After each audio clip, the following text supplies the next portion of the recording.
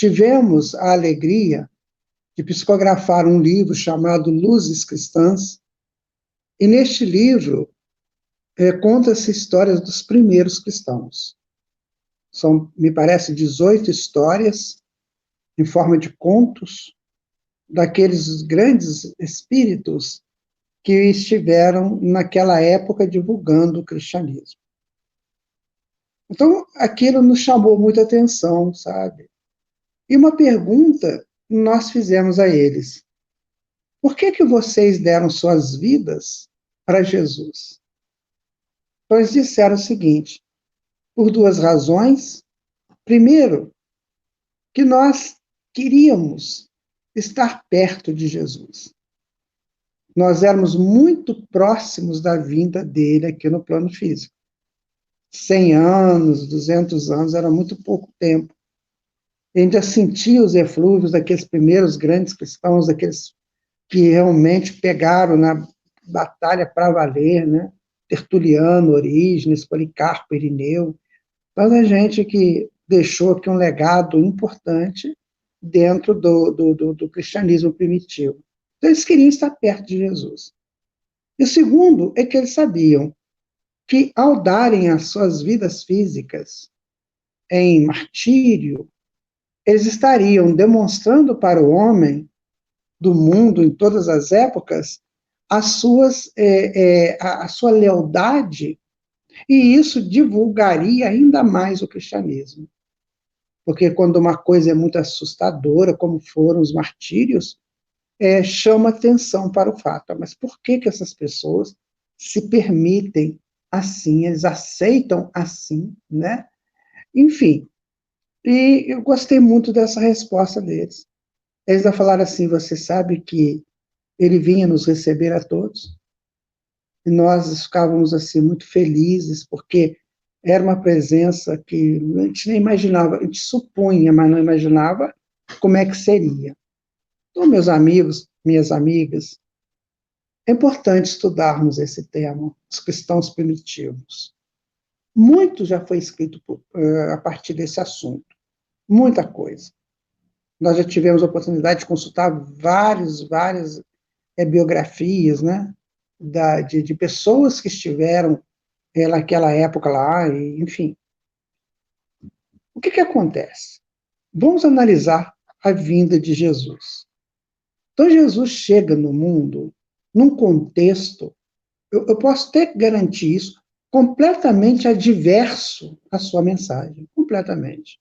A iniciar pelos próprios judeus. Os judeus esperavam um libertador de espada na mão.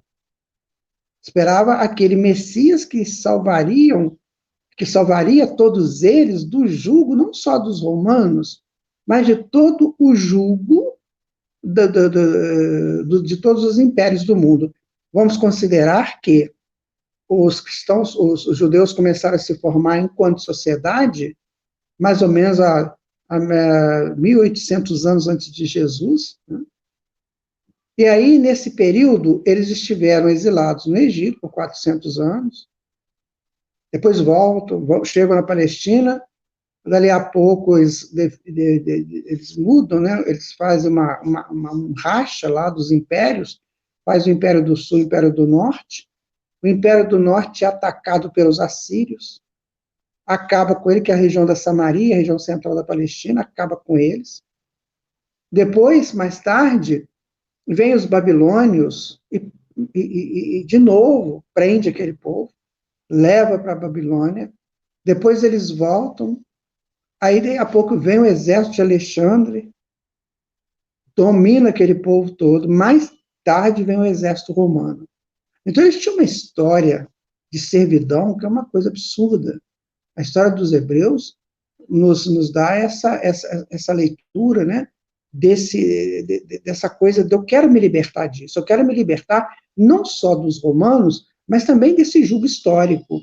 E o meu Salvador, o Messias que eu espero, é que vai me fazer isso, e vai me ensinar isso, vai me libertar de tudo isso. Vai libertar o inconsciente coletivo daquele povo daquelas agressões vividas por eles em todos esses períodos de servidão. Mas havia um problema, que quando eles não estavam presos por outros, né, estavam presos nos conceitos deles. Faziam muitas coisas erradas, é claro que tinham os sacerdotes, tinham os levitas, né, que davam uma tentativa de estruturar um pouco mais o judaísmo, mas também cometiam muitos enganos, enfim. Isso aí não vamos analisar a história dos hebreus nesse momento. Mas aí Jesus nasce ali, nesse contexto. E se observa bem, a Palestina era uma ilha, não uma ilha dentro de um mar, mas era uma ilha cultural. Se você vai a leste, você encontra a Mesopotâmia, completamente politeísta, né? Aqueles impérios que vieram da Suméria, né? Daqueles grandes impérios mesopotâmicos, e agora dominados lá naquela área lá pelos babilônios, que era um povo bastante complicado, né? No sentido de moral, de ética. Vai para o norte, você encontra a Síria, Fenícia, politeísta. Você vem para o sul, você encontra o Oriente, politeísta. Você vai para o oeste, você encontra o quê?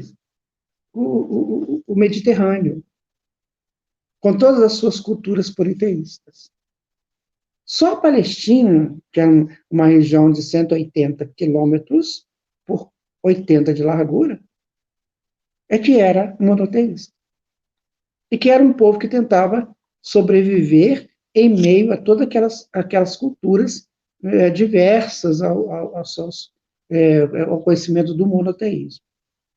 Consta, né, que foram os amorreus lá no norte da Palestina, perto ali da Síria, um povo muito antigo que começou com a ideia do monoteísmo. E depois o Abraão, mais tarde, veio dar consistência dentro daquele projeto abraâmico, né, que é bem estudado já pela história. Muito bem, então esse povo tinha aquele passado todo de problemas, né, de servidão, e queriam um Cristo que fosse libertá-los. Aí chega Jesus.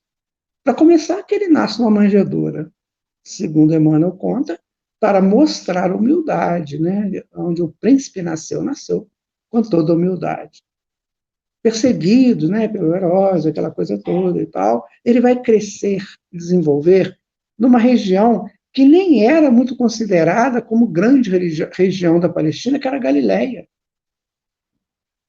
O Renan, né, que foi um dos grandes pesquisadores disso aí, o historiador francês do século XIX, ele vai dizer que a região era bucólica, era linda, maravilhosa, mas não atendia aos interesses comerciais do povo judeu. Por quê? A Cesareia, né, o porto de Cesareia, a estrada de Jope, é que dava acesso para o Mediterrâneo, e os negócios que eram feitos ali com o pessoal da Grécia, com o pessoal que vinha do Egito. Então, a Galileia ficava lá em cima, num cantinho isolado, com muita gente ignorante, né? Não conhecia nada, eram agricultores, pastores, e foi ali que Jesus resolveu ficar. E aí que aquele povo falava assim, mas espera aí, que Salvador é esse, né? Que já está participando das escolas dos iniciados hebreus, como o caso de Paulo de Tarso, eu devia estar participando disso e não está, cadê ele, cadê? Muito bem, aí Jesus surge com a mensagem do amor, da concórdia, da paz, né, da não violência, do crescimento espiritual, a liberdade pela elevação moral. Aí, isso aí foi complicado para eles, muito complicado. Na verdade, para aqueles fariseus, saduceus, né, os escribas, aquilo foi um balde de água fria na cabeça deles. Foi terrível aquilo. Por quê? A Palestina tinha os seus movimentos de libertação, que eram sempre abafados pelo Império Romano. O caso deles é o do Barrabá, né? O famoso Barrabá, que é o Barrabás, que era líder de um movimento desse, foi preso. Então, eles queriam essa estrutura. O Flávio Josefo, ele foi historiador do século I, da era cristã. Quando ele se refere àquele momento, ele fala que era um grupo que seguia uma seita de um tal de Jesus. E era um povo muito fiel à sua seita, muito leal e que faziam curas. Ele se refere a isso. Ele não se refere, assim, de uma maneira mais pungente, né? Assim, pois é, era uma equipe que seguia um grande mestre. Não, ele não fala nada disso. Ele faz uma citação rápida, e foi bom porque ficou registrado isso na história, né, por um historiador da época, mas a citação é muito pouca. Bom, aí Jesus desencarna daquele jeito que a gente já conhece, como é que foi. E aonde que você vai hoje, a marca da cruz está lá, representando Jesus, que é um absurdo. Porque a cruz seria a cruz da ressurreição, da redenção, da soltura do mundo grotesco, material, né? Ali, a representação que Jesus usou foi essa. E as pessoas ficam cultuando a cruz. Onde você vai é cruz. Você pede uma imagem sobre Jesus e vem a cruz junto, né? Lá no Google, né? Google Imagens, Pinterest, você vai sempre ver uma cruz junto com Jesus. Foi a imagem que ficou. Só que, com detalhe, essa imagem não ficou na cabeça de um grupo de pessoas. Não sabemos quantos, né? Não temos a menor ideia de quantas pessoas eram nesse movimento, mas essas pessoas fizeram o contrário. Ao invés de eles cultuarem a cruz, eles cultuaram o pós-cruz, que é a tal da ressurreição. Ou seja, você sai ressurrecto de um processo perigoso, complicado, difícil, grotesco, né, para a glorificação. Então, eles ocultavam isso. Era isso que eles pegavam. Então, ali se formavam, né, as comunidades. As comunidades dos primeiros cristãos. Claro que, em função dos apóstolos, e cada um foi para um lado, né? Felipe foi para um lado, Levi foi para outro, Tadeu foi para outro, e João veio para Patmos, né? Veio aqui para Éfeso, e, enfim, dividiu. Ficou Pedro, né? Também, Pedro e Tiago ficaram em Jerusalém, mas Tiago foi morto rapidamente. Aí Pedro depois vai para Roma, né? Vai para Antioquia, depois vai para Roma, enfim. Então, eles foram se distribuindo. Olha como é que é a estratégia da espiritualidade, que coisa interessante. Então, você tinha um foco que era Jerusalém, certo? O que a espiritualidade fez? Ela pega esses apóstolos, 11, né? 12, porque quando Judas se enforcou, eles elegeram um outro apóstolo para completar, que foi Matias.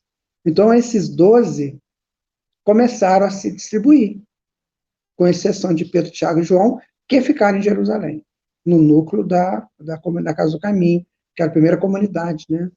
A primeira instituição cristã. Então, eles ficaram ali, rodeando as pessoas. Teve gente que foi para o Oriente, teve apóstolos, foram todos martirizados, com exceção do João, né? O João foi por velhice mesmo, mas teve os seus martírios também. Muito bem. Então, essas pessoas começaram a formar grupos, começaram a formar estruturas, assim, análogas, mas distantes, que era necessário que fosse assim. O Chico Xavier falou isso, uma época, que os tijolinhos, né, têm que estar em todos os lugares para formar novas construções. Então, esses apóstolos foram fazendo isso, né? E aí, o que chega para nós, mais assim, com mais legitimidade, foram aqueles cristãos que fizeram ali aquele trabalho na Anatólia. A Anatólia, ela ia da ilha de Chipre, né, bem lá no sentido norte do Mediterrâneo. Ela pegava ali bem no início, né, em cima estava Antioquia, depois veio Colossos, né, que era mais ou menos no meio, tinha Capadócia, enfim, ali naquela região até a Grécia, que era chamada de Anatólia, ali que a coisa ficou interessante. Ali é que a espiritualidade trabalhou mais. E trabalhou como? Né? Eu vou dizer para vocês aqui um texto que eu tenho de um historiador do cristianismo, ele chama Geoffrey Blundy. Ele vai dizer o seguinte, olha, decorridos 5 anos da morte de Jesus, parecia inconcebível que um dia a sua doutrina chegasse a Roma e a Alexandria, tornando-se a religião dos governantes e dos habitantes do Império Romano. Então, se nós estivéssemos lá nessa época, há 2000 anos atrás, com a nossa cultura que nós temos hoje, a gente não acreditaria que aquelas pessoas tão simples, como eram os primeiros cristãos, né, na sua representação real de humildade, né, de lealdade, eles conseguiriam fazer esse movimento chegar a governantes, como foi o caso de Constantino, depois Justiniano, que deram muita força, né, para o movimento cristão nascente. Então, eu vou dizer, olha, o povo judeu disperso pelo Império Romano funcionou como rede por meio do qual o cristianismo se espalhou. Lentamente, a princípio. Então, veja bem, naquela área ali do Mediterrâneo, que é a área de mais força do Império Romano, que eles tinham mais acesso, né? O Império Romano era imenso, né? Mas ali naquela área parece que eles tinham um domínio muito grande, que era o domínio do Mediterrâneo, que era onde os comércios, né? Eram todos feitos pelo Mediterrâneo. Então, quer dizer, ali a coisa começa a se consolidar. Como? Falando um para o outro. Mateus, né, que foi o apóstolo Levi, ele fez as primeiras anotações. Escreveu, né, as coisas que ele conseguiu lá nos pergaminhos, e esse pergaminho ele era sempre copiado, ia sendo entregue para aquelas comunidades ali começarem a estudar a mensagem de Jesus. O que marcava na mensagem de Jesus? A igualdade dos povos. Então, nós somos todos irmãos perante Deus. O que é superior hoje pode ser servo amanhã e vice-versa. Então, todos nós estamos guardados pelo Pai, todos nós estamos sob o crivo, né, de uma evolução constante. Né? Vós sois deuses, podeis fazer o que eu faço, muito mais. Olha, se a pessoa que analisava, porque aí tiveram os grandes, né, filósofos da época, os teólogos, então eles analisavam isso. Olha, se eu posso fazer o que Jesus faz, significa o quê? Que eu tenho um caminho para chegar até Jesus. Esse caminho é a evolução. Então, essas pessoas muito cultas, por exemplo, como Orígenes, Tertuliano, o Policarpo, que trabalhou com João lá em Éfeso, depois o Irineu, que foi discípulo de Policarpo, o Irineu foi para as Gálias, veio para Roma, para aquela região da Inglaterra depois. Então, quer dizer, essas pessoas muito cultas, que renasceram estrategicamente naqueles locais, essas pessoas começaram a criar esses grupos de estudos. Para o quê? Para formatar a identificação, a identidade da doutrina de Jesus dentro das comunidades. Então, eram pequenos focos, como ele está dizendo aqui, né? Na época em que Jesus viveu, os judeus exerciam forte influência nas cidades da Espanha, da Itália, Cilícia, Grécia e as ilhas gregas, né? Que é um monte de ilha que tem lá no Egeu, costa norte da África, Arábia, Pérsia, Síria e outras partes da Ásia Menor. Olha só, esses judeus estavam para todo lado. Eles estavam em todos os lugares. Depois, nos anos 70, quando o Tito, né, derruba lá o templo, expulsa o pessoal faz a diáspora judaica, que se dispersam pelo mundo, pronto, eles vão formar exatamente, vão dar seguimento a essas formações. Alguns não, ficaram no judaísmo, mas alguns se convertem ao cristianismo. Então, veja que coisa interessante. É um trabalho bem organizado pela espiritualidade. Muito organizado. Então, o que acontece? Olha, eram 12 apóstolos, 12, eles sozinhos não dariam conta. Então, O que ocorreu? Qual foi o fato marcante? É que muitos espíritos encarnados e que já precisavam de ir embora para os seus países de origem, os seus planetas de origem, né? Antigos exilados, eles precisavam de libertar, ou ir para ir lá, ou para ficar aqui na Terra, enfim. Então chegou um grande momento para eles. Saber quando a consciência está de frente a um grande fato libertador e ela se liga a essa libertação. Então eles começaram a perceber, isso vai me libertar. Então o que eles fizeram? Fizeram um estudo lógico da mensagem de Jesus pelas anotações de Levi, né? Fizeram um estudo lógico daquilo, entenderam que aquilo era, de fato, a grande proposta para o mundo, para o homem, e se envolveram de corpo e alma na proposta. Por quê? Pela lógica. Entenderam que aquilo era realmente a melhor possibilidade do homem. O que eles fizeram? Eles fizeram, minha gente, o que nós, espíritas, estamos tentando fazer hoje. Entender essa lógica do Evangelho. Então, eles entenderam. Por quê? Porque eles conheciam várias doutrinas. Não fala aqui, Espanha, Itália, Sicília, Grécia, África, eles conheciam até os fundamentos gregos, mas não entenderam que o melhor deles era o cristianismo.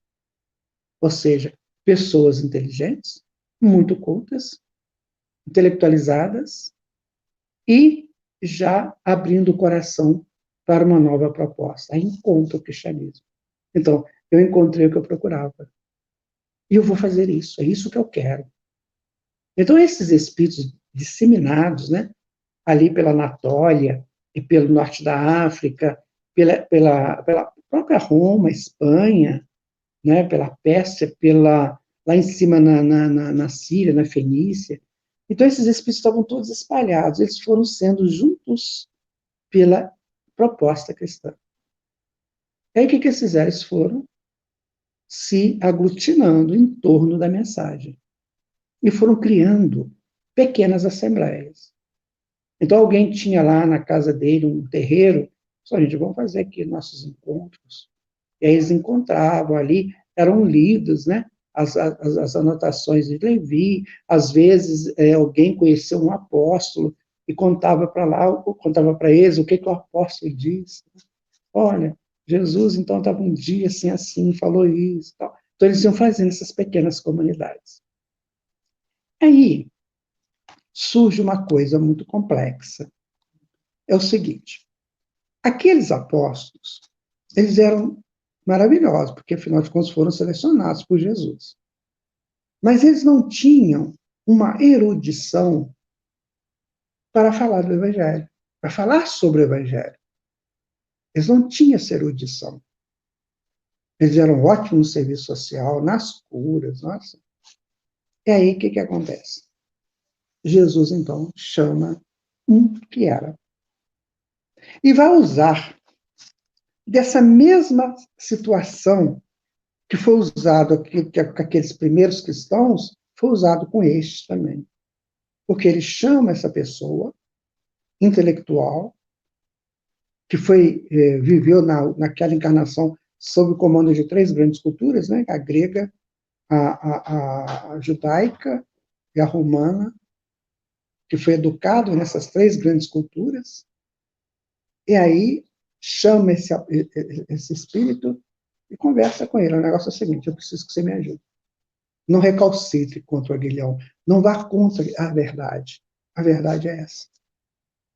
E aquele espírito, né, que você pode dizer o líder de todos os cristãos iniciais, na mesma hora entendeu aquilo que os próprios primeiros cristãos tinham entendido. Aqui está a verdade. E ele se lança ao trabalho. Então, Paulo de Tarso assume o comando de divulgação do cristianismo. Claro que antes ele teve que passar por uma série de aproximações, né, dos apóstolos, da proposta, da mensagem. Ele foi um combatente da mensagem, tinha que provar o contrário, que agora ele era do lado, ele estava do lado da mensagem, enfim.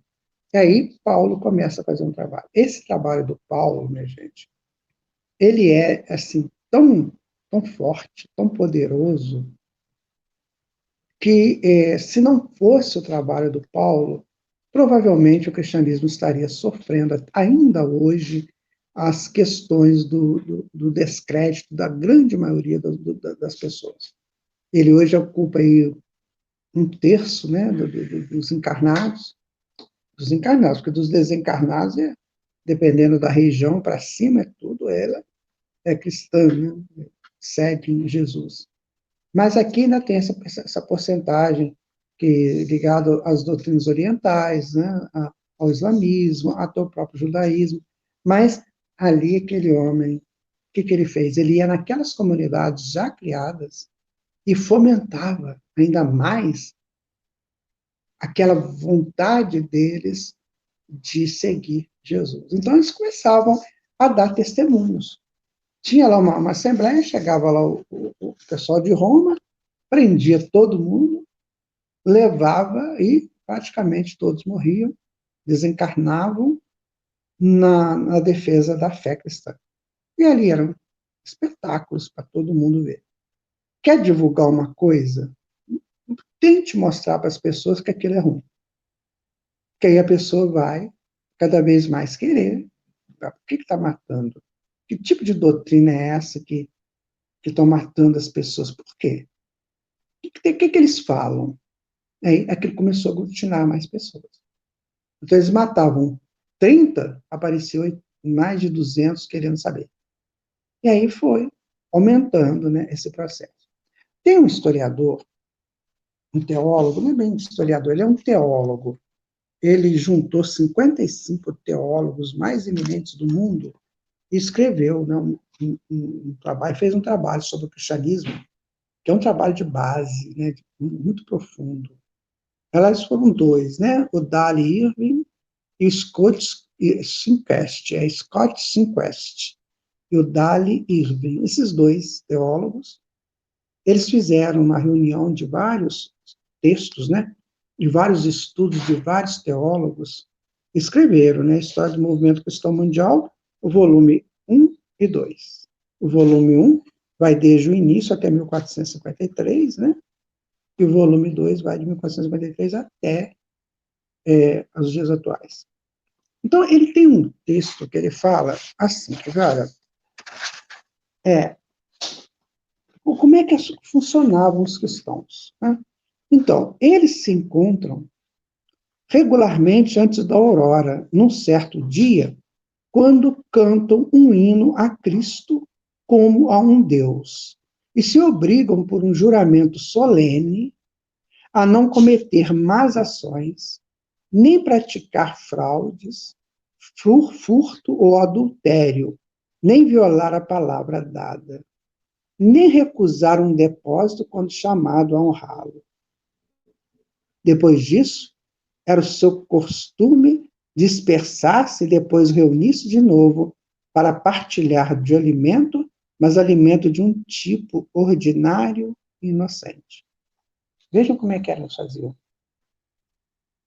Ou seja, quando você lê um texto desse, você pensa assim, então eram pessoas extremamente fiéis, convictas do que estavam fazendo. Porque eles tinham que fazer bem cedo, né? O alimento deles era muito simples, e eles faziam um pacto, né? De não cometer essas coisas que eu vou repetir, para ver se nós cometemos isso atualmente. Vamos lá? Ó, não cometer más ações, nem praticar fraudes, furto ou adultério, nem violar a palavra dada. Né, gente? Para um espírito fazer isso conscientemente, ele tem que ter um nível espiritual mais elevado. Você vê que 2000 anos se passaram, isso aqui acontece o dia todo, o tempo todo. E aqueles homens, aquelas mulheres, já se comprometiam com essa verdade. Depois eles se alimentavam, eles tinham uma mania de querer imitar o Cristo, né? Era digamos, um rito, né? Um rito, uma celebração de pegar o pão muito simples, partir entre eles e comerem juntos. Então, isso era a prática deles, né? Bom, tem mais um texto muito interessante, galera. Não são apenas as cidades, mas também as aldeias e áreas rurais estão infectadas pelo contato com eles, que as pessoas chamavam de perversa superstição, porque ia de encontro a tudo que eles queriam, que era exatamente a perversão. Então, os cristãos onde faziam o contrário. Eles estavam contra a perversão. Então, quando eu falo mal de uma pessoa, de uma coisa, é porque eu tenho aquilo dentro de mim.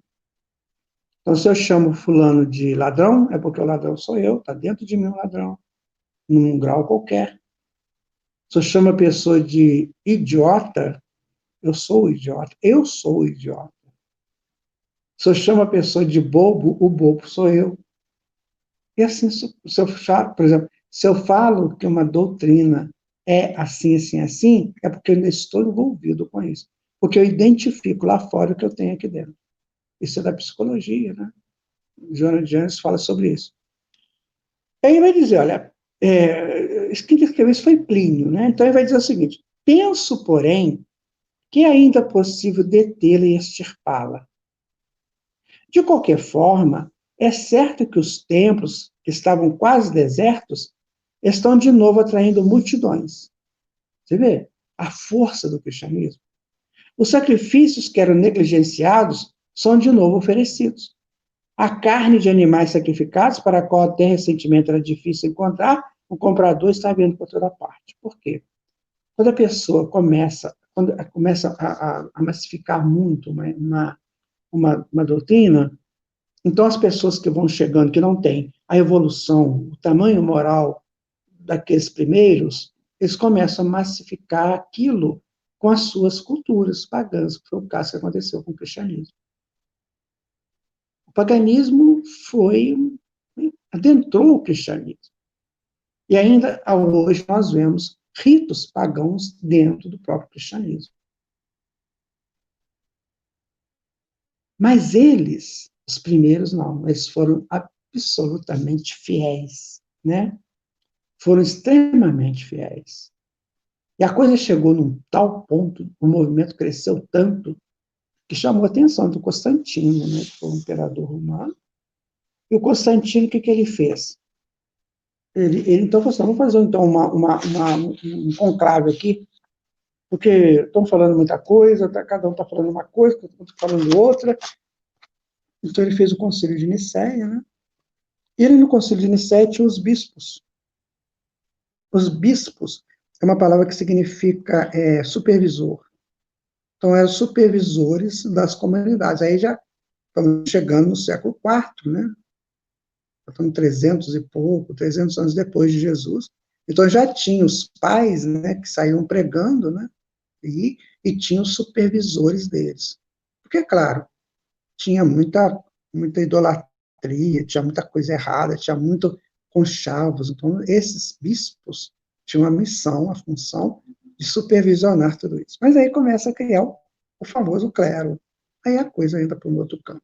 Então, voltando lá aos primeiros cristãos, segundo esse estudo do movimento cristão primitivo, esses primeiros cristãos eles tinham 3 ações que eram muito interessantes entre eles. Primeira, era pregar a palavra de Jesus. Segundo, era dar o passe, ou seja, fazer a ação magnética nas pessoas. E terceiro, era o serviço social, que eles ajudavam muito. Então, essas 3 práticas eram as mais comuns, mais difundidas entre os primeiros cristãos. Quem que faz isso atualmente, gente? No meu centro espírita, que fala da mensagem, que aplica a terapia e que faz o serviço social. Então, veja que interessante, quando a gente fala que o espiritismo vem restaurar o cristianismo, é nesse ponto. É nesse ponto que a gente pode falar. porque vem restaurando tudo isso. Paulo de Tarso deixou para todas aquelas comunidades e para nós as suas 13 cartas, que, na verdade, segundo Emmanuel, foram ditadas por Estevão e Abigail, e Estevão e Abigail pegaram diretamente de Jesus. Então, é uma extensão do Evangelho. E Paulo de Tarso, então, faz um trabalho que quem já leu o livro Paulo Estevão percebe, né? Mas, então, esses primeiros cristãos foram fundados, foram montados, formados as suas comunidades por uma lealdade muito grande à mensagem de Jesus. Se não fosse isso, eles não conseguiriam formar grupos que se tornassem coesos e que se tornassem responsáveis. A questão dos martírios, ou nas fogueiras, ou nos circos, ou onde fosse, era puramente demonstração para as pessoas que vieram depois. E eles, enquanto martirizados, eles praticamente nem sentiam a dor do martírio, segundo consta. Eles eram retirados antes, o leão estava vindo, eles tiravam o espírito, e o leão começava o mesmo corpo, né? A fogueira também, a fogueira começava, o espírito era retirado. Então, assim, eles tiveram uma ajuda muito grande, mas o que era importante era a coragem deles de enfrentar isso, em nome do Mestre. Nos nossos dias, que nós somos os espíritas primitivos, né, gente? Nós só estamos com 163 anos de espiritismo. E os cristãos foram primitivos até 325. Aí, com o Conselho de Nicéia, a coisa começa a mudar. Então, nós, hoje, não precisamos da nossa vida física. Não se tem notícia de um espírita, desde Kardec até hoje, que teve que dar o corpo físico dele, nada disso. Mas nós temos que estar prontos para superarmos todas as dificuldades com aquela mesma lealdade dos primeiros cristãos, que é o legado que nós temos deles. Não é? Não furtar, não fazer más ações, não fraudar nada, não cometer adultérios, né? E ser absolutamente leal à causa. Então, esse é o legado dos primeiros cristãos, que nós, espíritas, devemos buscar. Tem uma história muito interessante que aconteceu mais ou menos nos anos 290, por aí, no século III, né? Com um comandante, né? Esse comandante, ele tinha um grupo, né, de soldados sob a proteção dele, e que cuidava lá das galhas, aquela coisa toda, né? Aí depois foram para a Suíça, para o cantão de Valois, e aí esse comandante, ele recebeu uma ordem do Maximiano, que era o imperador, né, que eles teriam que fazer cultos aos deuses romanos. E quando você cultuava deus romano, você cultuava o próprio imperador também. O imperador era tido como Deus também. E aí ele se recusa. Não, eu não vou fazer isso. De jeito nenhum.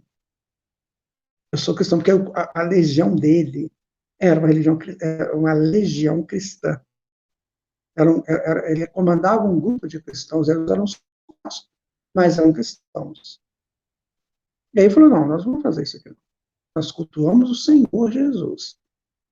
Não temos que fazer sacrifício. E o imperador ficou muito bravo com ele, e falou assim, então tá, em cada 10 homens eu vou tirar um e vou matar, vou sacrificar. E assim fez, para intimidar. Ele não se sentiu intimidado. Aí foi fazendo. Vamos fazer outra segunda rodada. Ele não se intimidou. Não. Chegou um ponto que o imperador Maximiano ficou tão bravo, mas tão bravo que ele mandou matar todo mundo. Acabou, então, com aquele comando que ele chamava de comando de Tebas. Muito bem. Esse comandante chamava Maurício. Então ele ficou assim, depois ele é canonizado, né? Mais tarde ele é canonizado, por defender ardentemente, ardorosamente a doutrina cristã, mesmo diante do imperador dele. Ele tem interessante que ele fala assim, eu obedeço ao Senhor como meu imperador, e reconheço que eu sou servo das vossas ordens, mas isso nós não fazemos. E aí, claro, ele foi morto, né? Todo o pessoal lá foi morto, e aquela coisa toda. Pois bem, em 1945, recebeu-se uma comunicação mediúnica, né, dele, falando sobre ele, propondo que ele se tornasse, né, o patrono da cruzada, o patrono dos militares espíritas, ou dos espíritas militares, o patrono da cruzada espírita, né, cruzada militar espírita. E desde então ele é considerado o patrono da cruzada dos militares espíritas. E agora, ontem, né, foi a data que é máxima deles, né, que é a data de 22 de setembro, onde essa comunicação aconteceu. Mas tem um fato muito interessante nessa história toda atual, porque a antiga, né, dele, a gente observa uma pessoa de extrema lealdade a Jesus. Meu Deus, olha, para ter essa lealdade a Jesus, temos que vencer muitas questões pessoais, muitos interesses pessoais. E ele fez isso, né? Ele foi exatamente, ele agiu como aqueles primeiros cristãos, aqueles primeiros mártires. E todos aqueles que foram martirizados, né? Nós não sabemos se todos, se alguém fugiu, tudo, mas aquelas pessoas que foram fiéis a Jesus foram todos mortos pelo rei. Olha que coisa absurda. Eles, aquele exército, aquele comando, né? Ele protegia uma região, que na época chamava de Gálias, né? Ele protegia uma das regiões das Gálias, que era uma região de domínio romano. E o imperador romano manda matar aquele que protege o território dele. Isso é um absurdo. Um absurdo. Se você vê hoje, nos dias que nós estamos vivendo, isso se torna uma coisa terrivelmente absurda. Mas aconteceu, né? E aí tem uma informação no meio dessa comunicação de 1945, né, que ele hoje é um dos trabalhadores de Ismael que protege o Brasil, que ele é o ministro da paz desse trabalho de Ismael no Brasil, e que ele comanda, né, as Forças Armadas brasileiras para evitar conflitos, para resolver tudo na paz. Olha o trabalho dele, tem tudo certo, né? Porque, graças a Deus, nosso país vive, por mais turbulência que ele tenha, e tem, mas ele vive com essa paz, né? Vive com essa condição, assim, nós vamos ficar discutindo política, mas o Exército Brasileiro tem essa história, né? De ser um exército que hoje, principalmente, ajuda muito a nação, fazendo trabalhos, soldados trabalhando, aí, construindo estradas, enfim. Então, nós não vamos discutir isso, mas vamos dizer o seguinte: esse ministro da Paz, o Maurício, ele foi um dos grandes mártires cristãos. Eu não sei qual a visão de vocês nisso, mas quando eu fiquei sabendo dessa história, eu pensei assim, meu Deus, nosso país é muito protegido. Quem mais, né? Quais são os outros espíritos de envergadura moral e ética, como o Maurício, estão aqui ajudando o país? Então, isso nos dá, assim, uma proposta, pelo menos. Se nós somos primeiros espíritas, se sabemos que o Brasil, que Jesus disse que nenhuma injunção política vai atrapalhar o projeto dele de o Brasil ser o coração do mundo, a paz do Evangelho, está lá no livro Brasil, coração do mundo, né? Então, qual seria a nossa função hoje? Nós não vamos ser mártires, como primeiros espíritas, os primeiros espíritas, nós não vamos ter que ser martirizados como os primeiros cristãos, mas podemos ter a lealdade deles. Concordam? Podemos ter essa lealdade deles. Deles dizerem que eu não vou cometer adultério, não vou cometer traições, né? Não vou fraudar nada, não vou fazer nada disso. Eu vou seguir a mensagem do meu mestre, que é Jesus. Nessa visão dos primeiros cristãos, nós podemos nos basear para termos uma vida um pouco mais com um horizonte definido. Afinal, o que, que eu quero? Eu quero trabalhar para Jesus? Quero. Então, se lance no trabalho como os primeiros cristãos se lançaram. Você conheceu Jesus de perto? Não sei, talvez não. Esse também não. Mas eles conheceram a mensagem. E nós conhecemos a mensagem. Então, nós temos tudo para sermos iguais a eles, no quesito da lealdade, do trabalho, da entrega, da responsabilidade ética, moral.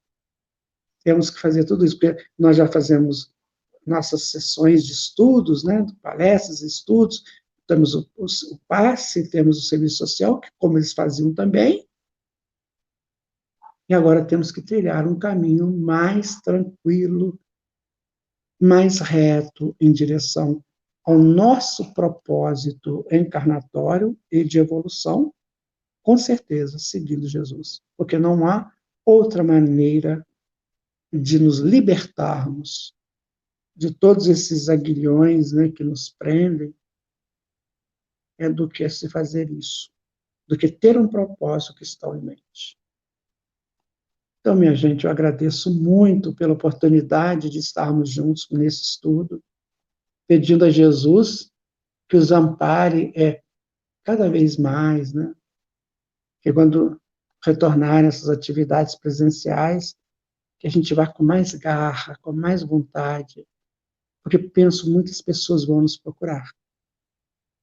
O Jesus precisa ser representado para essas pessoas por alguém, que sejamos nós, cada um de nós, espíritos do Brasil todo, do mundo todo, que podem dar essa mensagem mais profunda e mais acolhedora.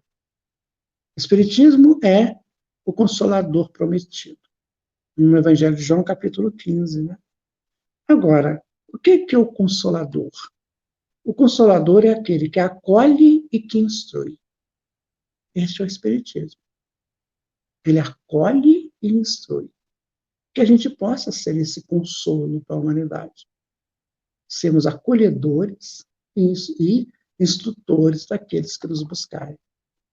Que Jesus abençoe você, sua família, sua casa, seu trabalho, né? Tudo aquilo que você está envolvido ou envolvida e que seja um discípulo ou discípula do Senhor Jesus.